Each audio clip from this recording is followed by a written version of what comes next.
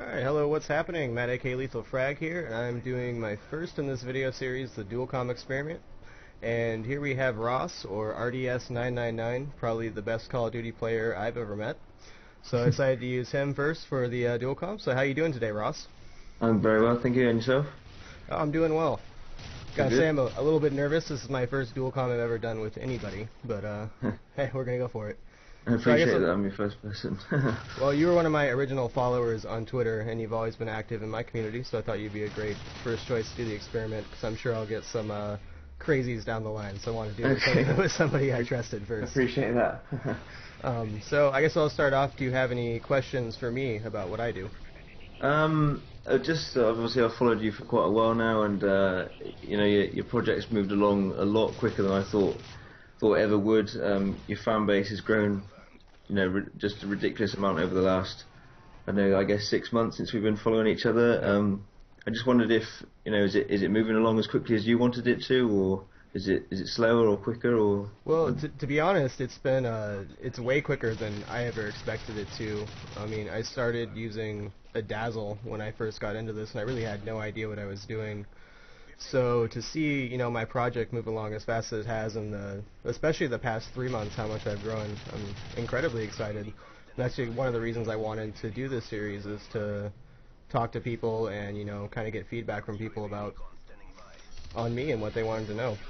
Yeah, well, I do remember your first commentary. I think it was on Hanoi. Yeah, that's right.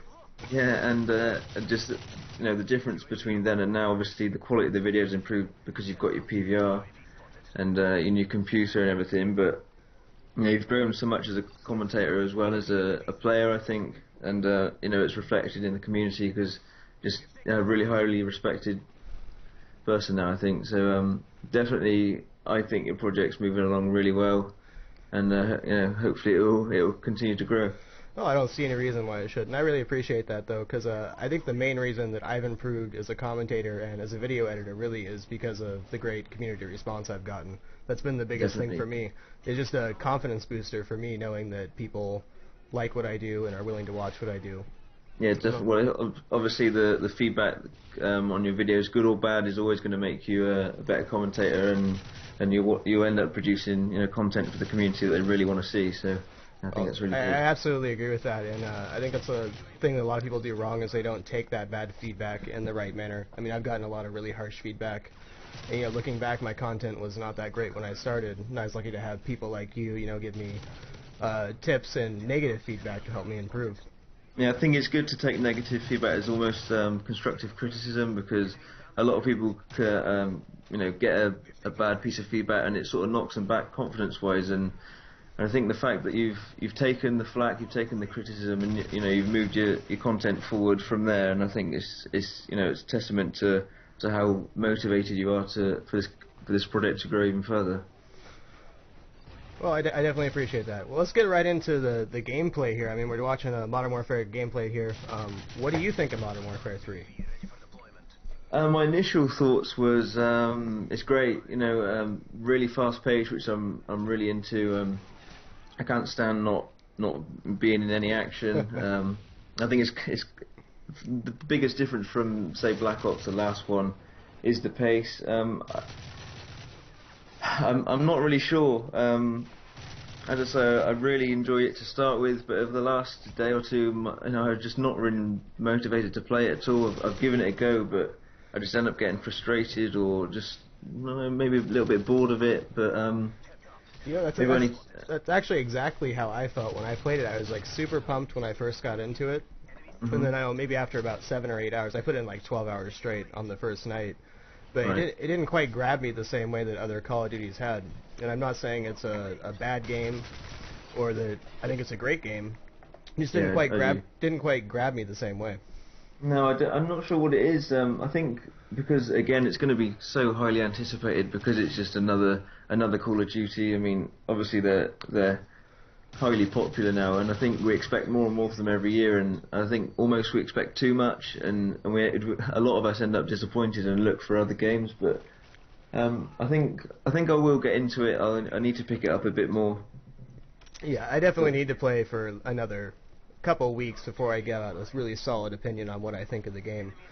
But I Yeah, mean, yeah, me you're too. absolutely right. It's super fast paced, and I can see that suiting your style of play really well. I'm gonna leave some links here to Ross's YouTube channel, and if you want to see how Call of Duty is supposed to be played, go check out his channel because, I like I appreciate said, that a lot. he is the best Call of Duty player I've played with.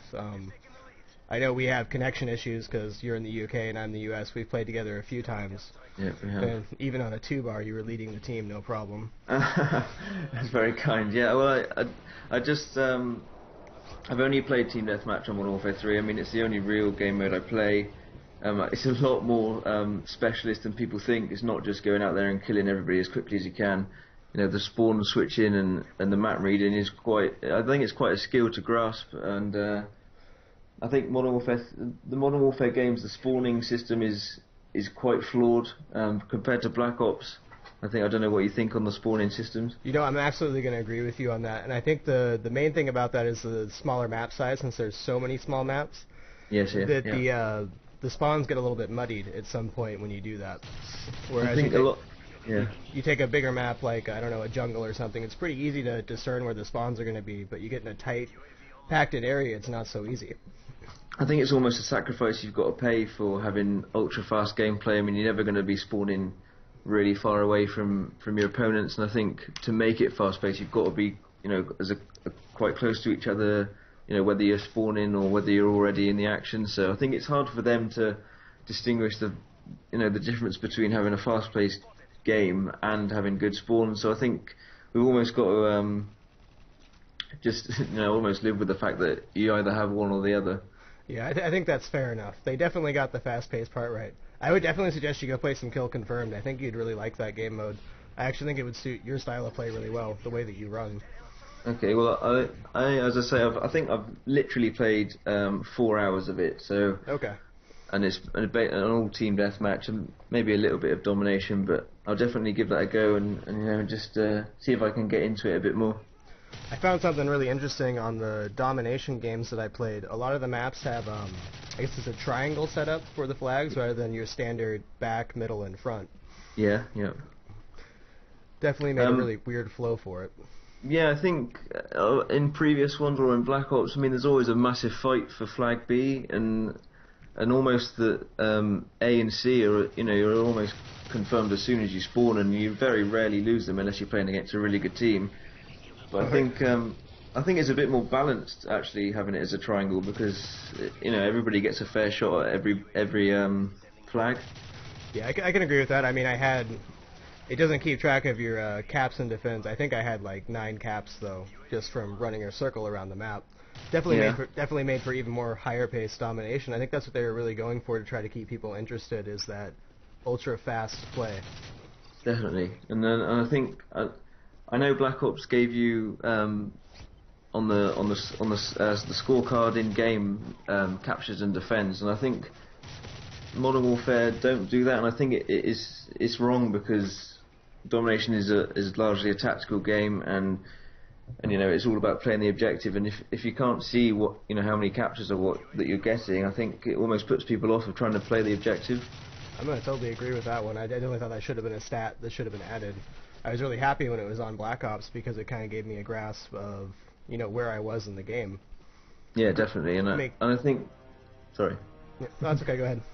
And I think it motivates people to play the objective because obviously everybody wants to be at the top of that leaderboard, and having the stats there of your captures and your defense really just motivates people to play the objective more. Well, look at that. We're out of time, Ross. Thank you so much for coming by and doing this Dualcomm with me. Thanks very much for having me. All right. Later, Ross.